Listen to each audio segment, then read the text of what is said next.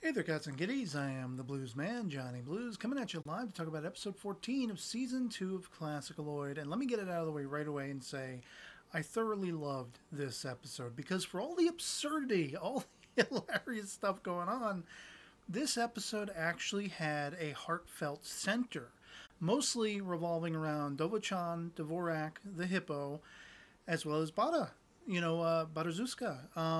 In a way, and it answered my speculations going 2 episode discussion videos back now. The one that I had, if you have seen that video, it was edited and re-uploaded from the original live stream because I had a lot of signal trouble that day, and I even posted in the comments and pinned a comment post, basically explaining that I had to rearrange the video because I lost some footage from it, but the gist of what I was saying was intact, and one of the primary things that I had lost most of, as far as the discussion goes, was that I was calling out the fact that I suspected, based on the way we were seeing Dovo-chan, portrayed in the episode, he would always bow his head whenever he was around Wakun, and whatever Wakun was getting up to, sidelining, the Clackla girls and everything like that, and pushing them out of the way for his own pursuits. It just seemed to me that in every shot where he and Dovo-chan were alone together, Dovo-chan wasn't exactly thrilled with what was going on. And I had basically speculated, and I think this was still intact in the completed video that I put up 2 weeks past, but I had speculated that he might, have a falling out with Wakun and might leave his side. And that was the impression I was getting. And that turned out to be exactly what happened. I was thoroughly right. Dead on that prediction. And I couldn't have predicted exactly why. That was the other leg dropping in this episode. The reasoning for why Dovo-chan might fall out of favor with Wakun and not want to support him anymore. We get the other leg dropping of information in this episode that it has to do with wanting Kanai's father to help, make him a human being, which is what he is internally. But outwardly, he is encased in this, guise of a hippo. He's kind of imprisoned within it, and no one can understand him. He even goes to the extent of trying to apologize to Chekhov and Bada in this episode, and they can't understand him. Even all the while, Pad-kun is trying to decipher the hipponese, if you will, the hippo language, which he eventually does. The sort of AI that Pad-kun is eventually works it out, but a few moments too late for Dovo-chan to actually put his heartfelt apology forth toward these 2 girls who have been sidelined and have officially taken up residence in Kanai's manor house. So I kind of felt bad for that. And I felt largely bad for Dovo-chan the entirety of the episode. And it kind of answered, there were certain little fleeting glimpses here and there that answered similarly so to how the episode, a few episodes back now, had very much put the attention on and centered upon List. We kind of got a little more insights into, Dvorak in this episode. The fact that he traveled to the New World, to America, and this was something inspirational for him and everything like that. Now, I am a complete novice. I'll lay that, dead to rights right out front, that I don't know a whole hell of a lot about Dvorak, the composer.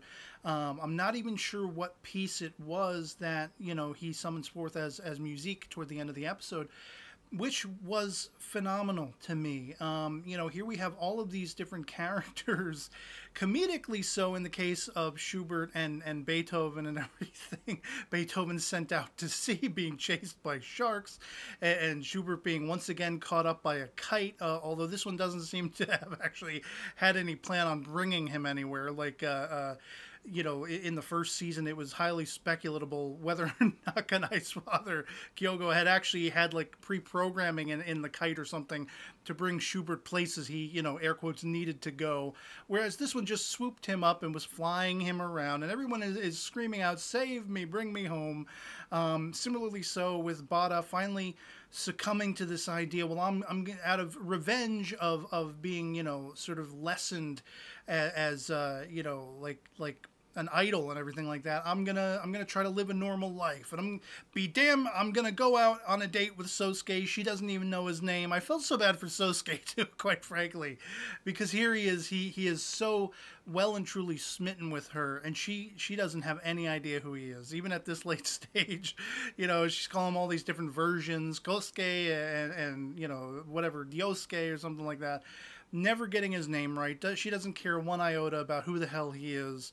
And but they go out on this pseudo date, which, because he forgot Pad-kun, he doesn't really know what to do, where to bring her. You know, they do sort of the tried and true, oh, let's go to the park and have a sundae. Let's go to the movies and watch a boring romance and all this stuff.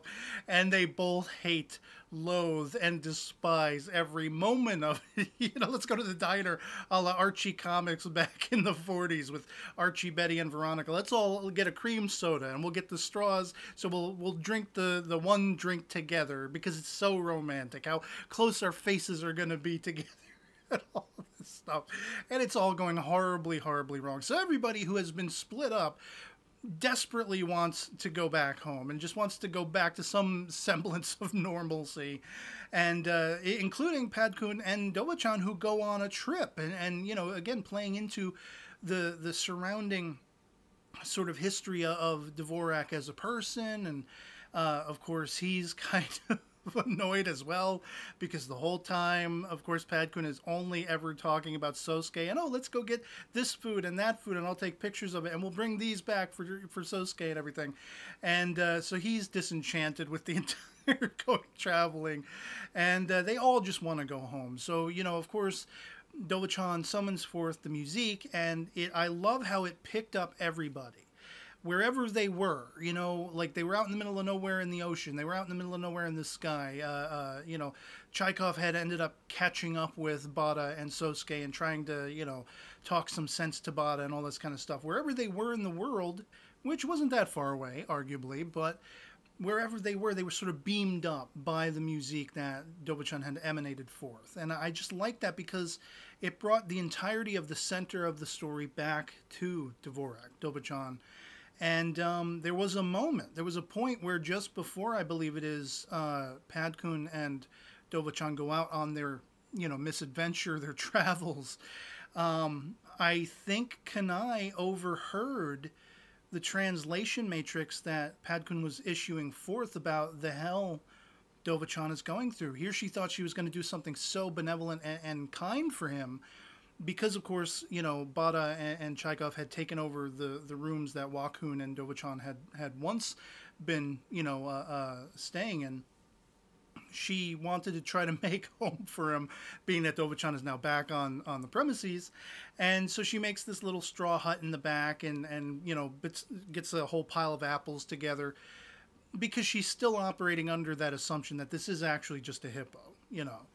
And so I got the impression that she had overheard largely all of the qualms and complaints and issues and the heartbreak that Dovo-chan was going through, being frustrated that nobody saw him as what he is internally, the human that he is internally, and she was apologetic toward that. And I hope I read that right, that she picked up on that, she had heard all of that, and that from this moment on, she'll be conducting herself with that in mind. I hope, you know, maybe she'll be trying to track down her father. Maybe she'll be trying to you know, take extra steps to hopefully, in her own mind, help Dovo-chan to attain something approximating what he wants, to be made human and everything like that. I don't know if it's even possible.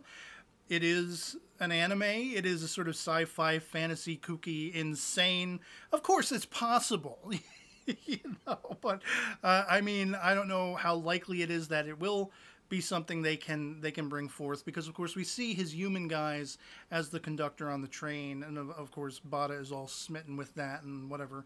And I thought to myself, that would actually kind of be cool to see them succeed in transforming him into that human form, you know, or at least as close as you can get with a ClassicaLoid to human form. But yeah, so like amidst all the hilarity and the absurdity of the episode, it actually had a really ingrained sense of heart that I thoroughly responded to and enjoyed, you know, very much. And so, yeah, I'd love to hear from you guys in the comments below what you thought of episode 14 of season 2 of ClassicaLoid. If you've seen it as well, if you enjoyed it as much as I did, if you took away from it what I'm describing herein, that it had a really, a great sense of heartening, backdrop to Dovo-chan, to Bada in her own way, to Sosuke, who's the poor put upon Sosuke, who's never going to get anywhere in life. He can't make music well. He can't get on with the ladies well and whatever like that. Gee, how that resonates with me.